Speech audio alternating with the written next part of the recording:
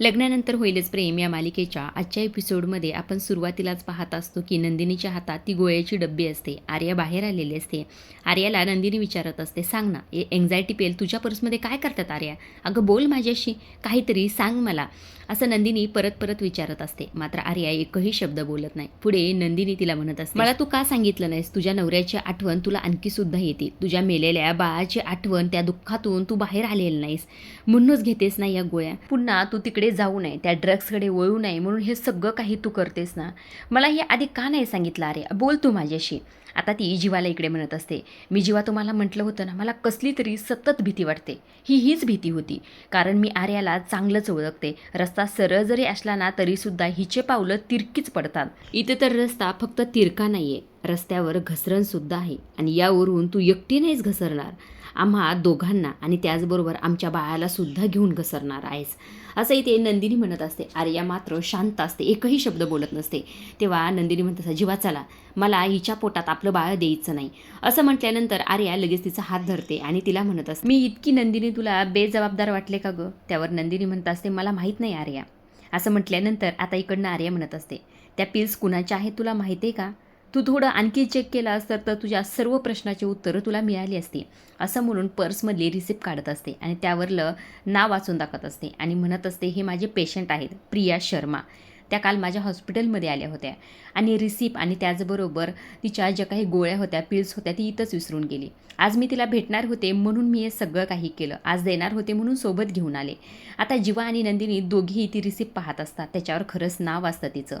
हे सगळं काही आर्याने केलेलं आहे बरं का, ते पुढे आपल्याला कळेल. आता जीवा नंदिनी दोघांनी ती रिसिप्ट तर पाहितलेली असते, मात्र पूर्ण खात्री करून घ्यायची असते. त्यामुळे जीवा म्हणत असतो, त्या विटॅमिनच्या पिल्स कुठं तुझ्या? असं म्हटल्यानंतर आर्या लगेच पर्समध्ये हात घालते आणि त्या विटॅमिनच्या पिल्स दाखवून इथे त्यांचा विश्वास परत जिंकत असते. हा विश्वास मात्र ती किती दिवस जिंकू शकेल हे पाहण्यासारखंच आहे. आता ह्या सगळ्या गोष्टीचं वाईट मात्र इथे नंदिनीला वाटत असतं, कारण की नंदिनी तिला बऱ्याच गोष्टी बोललेली असते. नंदिनी म्हणत असते, आर्या खरंच सॉरी, चुकलं माझ्यामुळेच हे सगळं काही झालेलं आहे, खरंच चुकलं. असं म्हटल्यानंतर आर्या म्हणते, इट्स ओके, जाऊ दे, ठीक आहे. आता इकडनं जीवासुद्धा माफी मागत असतो. तो म्हणत असतो, खरंच आमच्या दोघांचंही चुकलं, तुझ्यावर एकदा तरी आम्ही विश्वास ठेवायला पाहिजे होता, असं डायरेक्ट तुला नव्हतं बोलायला पाहिजे.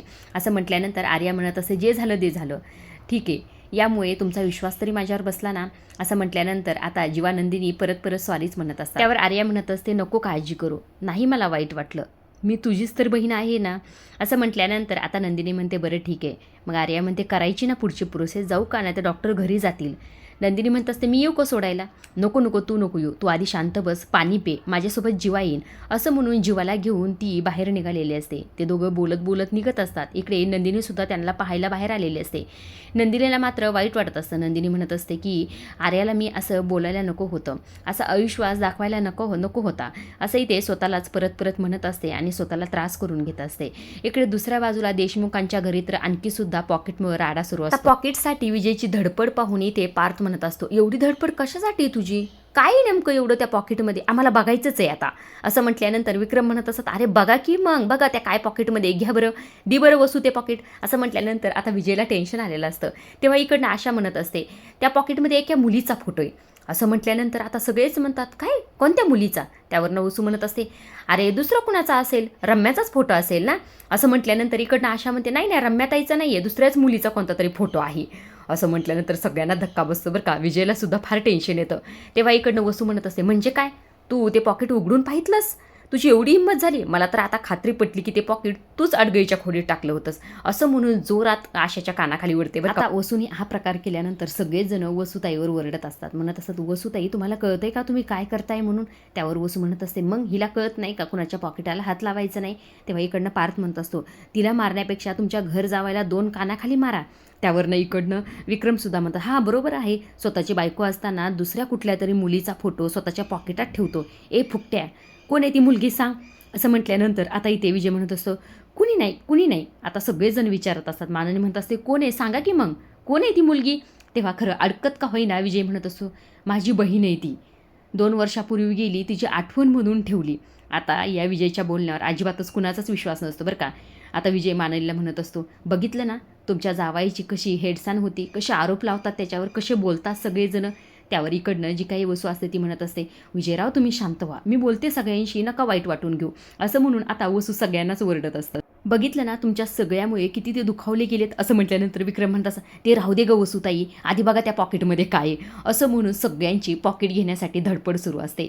इकडनं विजय अडवत असतो, इकडनं पार्थ ओढत असतो, सगळ्यांचा गोंधळ सुरू असतो. तेव्हा वसूने मागे हात ठेवलेला असतो पॉकेटचा. तेव्हा माननी पटकन ते पॉकेट हातात घेते आणि हातात घेऊन सगळ्यांना म्हणते आले आले माझ्याकडे आले. तेव्हा इकडनं विक्रम म्हणत असं अरे बघ बघ त्या कोणत्या मुलीचा, कोणती बहीण आहे याची बघ एकदा. असं म्हणून आता माननी ते पॉकेट उघडणारच असते. म्हणजे उघडून बघता क्षणी इकडनं रम्याची एंट्री झालेली असते. रम्याने माननीच्या हातातलं ते पॉकेट हिसकावून घेतलेलं असतं. आता सगळेजण रम्याकडे पाहत असतात. रम्याची बऱ्याच दिवसातून एंट्री झालेली आहे. म्हणजे काय, तिचा पाय आता बरा झालेला आहे. त्याचवेळी इकडे दुसऱ्या बाजूला दाखवण्यात आलेला आहे. इकडे दुसऱ्या बाजूला आर्या ओपीटीमध्ये गेलेली असते. पण मात्र तिने जो काही कारनामा केलेला असतो ते तिला आठवत असतो. आता इथे दाखवलेलं आहे की जी काही आर्या असते ते आर्याने ती रिसिप्ट स्वतः लिहिलेली असते.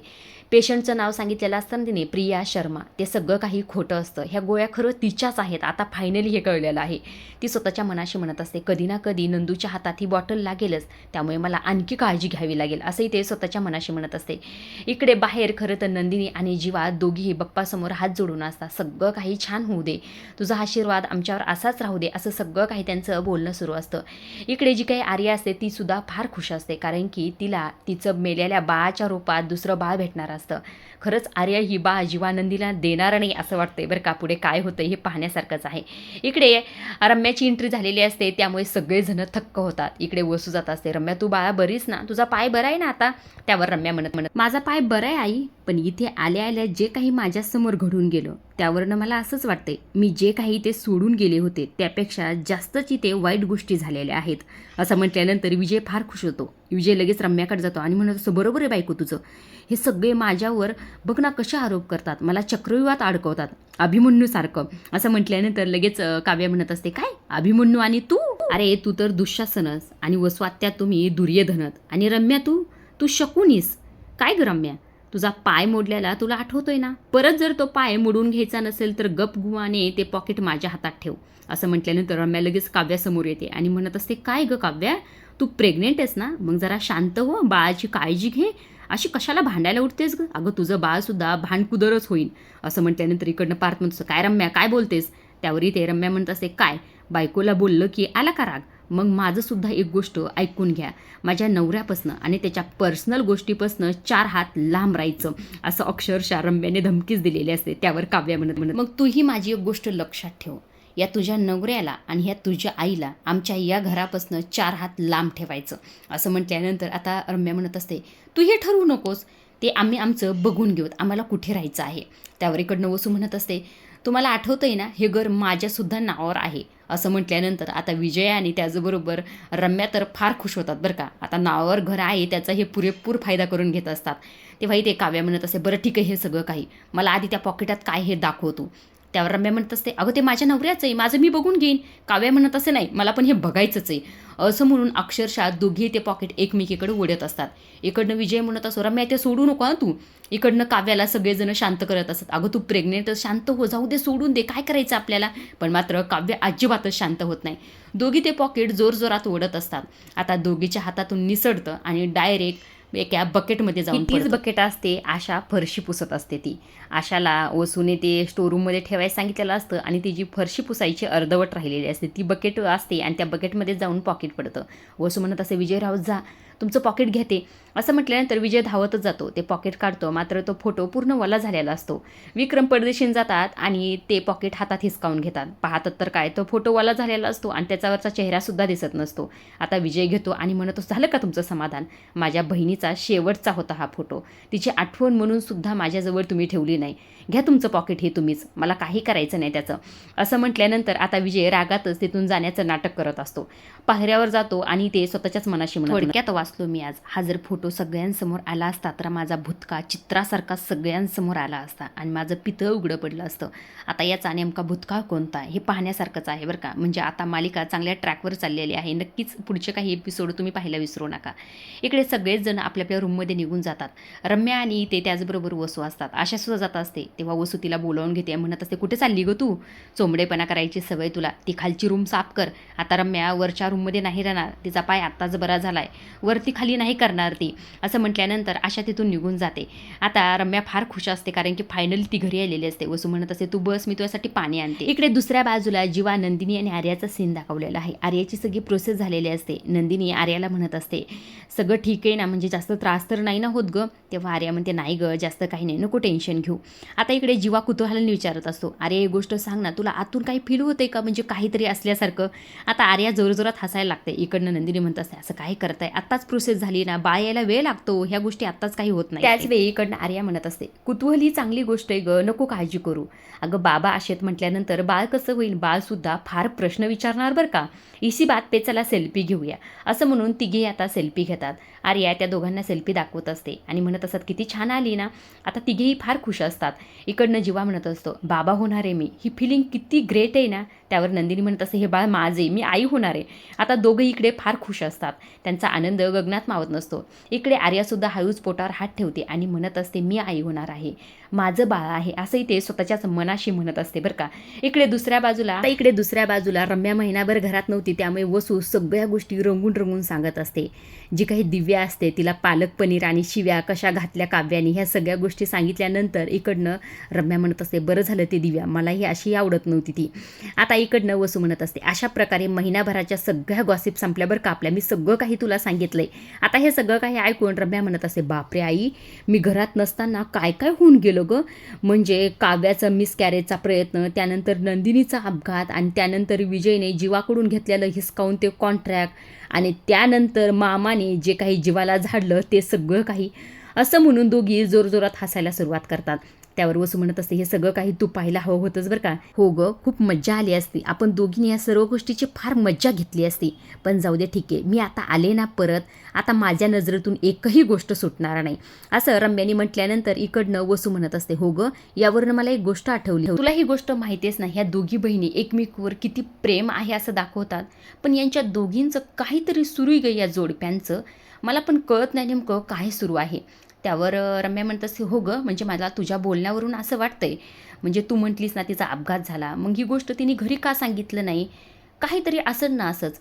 सहसा नंदिनी असं खोटं बोलत नाही आणि काही गोष्टी लपवत नाही, मग काय असेल. त्यावरनं इकडनं वसू नाही गं, असं काही नाही. आता ही नंदिनीसुद्धा आता लपवाछुपी करते आणि त्याचबरोबर खोटंसुद्धा बोलते. ते दिवस विसरून जा की नंदिनी खोटं बोलत नाही. ह्या दोघांचं सुरूचंही मला कळतंय जरा जरा. पण इकडे पार्थ आणि काव्याचं सुद्धा काहीतरी सुरू आहे गं, म्हणजे ते दोघे बाहेर जातात आणि बास्केटमध्ये खायला प्यायला घेऊन जातात गं. मी विचारलं सुद्धा. त्यावर ती काव्या कशी म्हणते क्लासमध्ये ब्रेक असतो ना तेव्हा खाते म्हणे. कोण खातं गं? तुला सांगू का रम्या, या चौघांचा, या दोन जोड्यांचा काहीतरी लपंडाव नक्कीच सुरू बघ, मला पूर्ण खात्री आहे. आता रम्याच्या सगळ्या गोष्टी लक्षात आलेल्या असतात. रम्या लगेच वसूला म्हणत असं जर असेल ना आई, तर यांच्या सगळ्यांची फिडिंग मीच लावणार, पण सुरुवात करणार जीवानंदिनीपासनं, असंही ते रम्याने ठरवलेलं असतं. वसू तर फार खुश होते कारण की तिची लेक आलेली असते आणि सगळे कारनामे आता ह्या दोघी मिळून करणार असतात. आता इकडे दुसऱ्या बाजूला जीवा जो असतो तो बाप्पासमोर उभा असतो, हात जोडत असतो, बाप्पांना थँक्यू म्हणत असतो. थँक्यू सो मच, मनापासून, आणि खरंच थँक्यू. तू काय चमत्कार केलास यार, म्हणजे आमचं सगळं संपलं असं आम्ही ठरवलं होतं. ती कुठली आर्या कुठून आली आणि आमच्या आयुष्यात चमत्कार करून गेली. आमचं बाळ या जगात येणार आहे फायनली. पावडरचा वास, सगळ्या गोष्टी मी फील करणार आहे. आर्या खरंच थँक्यू, आर्या खरंच थँक्यू, असं परत परत बाप्पासमोर म्हणत असतो. तितक्यात मागणं एक हात आलेला असतो, तो म्हणजे पार्थचा. आता पार्थने ते बोलणं ऐकलंय का नाही काय माहीत नाही, नसेल ऐकला अंदाज. जीवाला तर धक्का बसलेला असतो. जीवाला वाटत असतं सगळं काही ऐकलं असेल, पण कदाचित पार्थने हे ऐकलं नसावं आणि आजचा एपिसोड इथे संपला. पुढील भागात आपण पाहत असतो की जो काही जीवा असतो तो पार्थला म्हणत असतो अरे बडे भैया, आपण दोघे बाबा होणार आहोत, कुठे आहेस तू, अरे बाबा बाबा होणार आहोत, असं म्हटल्यानंतर आता पार्थ तर त्याच्याकडे एकटक लावून पाहत असतो. याला काय झालं असेल आणि अचानक हा असा का वागायला लागलाय, असा प्रश्न पार्थला पडलेला असतो. जीवा म्हणत असतो काय झालं, असं का बघतोस माझ्याकडे. आता पार्थला संशय तर येणारच ना. आता ते पुढे कसं होतं हे पाहण्यासारखंच आहे. आता इकडे दुसऱ्या बाजूला जे काही जीवाचं कॉन्ट्रॅक्ट गेलेलं असतं ते कॉन्ट्रॅक्ट त्याला परत मिळालेलं असतं, कारण की इकडे ते सर घरी आलेले असतात. विजयकडनं कॉन्ट्रॅक्ट काढून ते जीवाला दिलेलं असतं. ते जीवाला म्हणत असतात की आता मागे होऊन पाहायचं नाही, कामाला लागायचं आणि प्रोजेक्ट कंप्लीट करायचा, ऑल द बेस्ट असं म्हणून निघून जातात. आता जीवा नंदिनीच्या आयुष्यात हा आनंद आलेला असतो, त्यामुळे नंदिनी फार खुश असते. नंदिनी तिच्या रूममध्ये जाऊन आर्याला कॉल करते आणि म्हणत असते काल आपण श्री गणेशा केला आणि आज त्याचं फळ मिळालं सुद्धा. असं म्हटल्यानंतर आर्या फार खुश होते. मात्र नंदिनी पुढे म्हणत असते तुझ्याकडून आमचं सुख, तुझ्याकडून येण्याच्या आधीच आनंदाचा पाऊस आमच्या आयुष्यात आला. हे म्हटल्यानंतर आता आर्याचा चेहरा पडलेला असतो. मात्र हे नंदिनीचं बोलणं इकडनं रम्याने ऐकलेलं असतं. रम्या म्हणत असते काय, काल आपण श्री गणेशा केला आणि त्याचं फळ मिळालं म्हणजे काय. आता रम्या हे शोधून काढणार आपल्याला चांगलंच माहीत आहे. याचा लेटेस्ट प्रोमो रिलीज झालेला आहे, तो चॅनलवर अपलोड केलेला आहे, तो नक्की एकदा पहा. आजच्या पुरतं एवढंच. अशा डेली मालिकेचे अपडेट तुम्हाला जाणून घ्यायचे असतील तर आपल्या चॅनलला जरूर सबस्क्राईब करा आणि तोपर्यंत पाहत राहा लग्नानंतर होईलच प्रेम. धन्यवाद.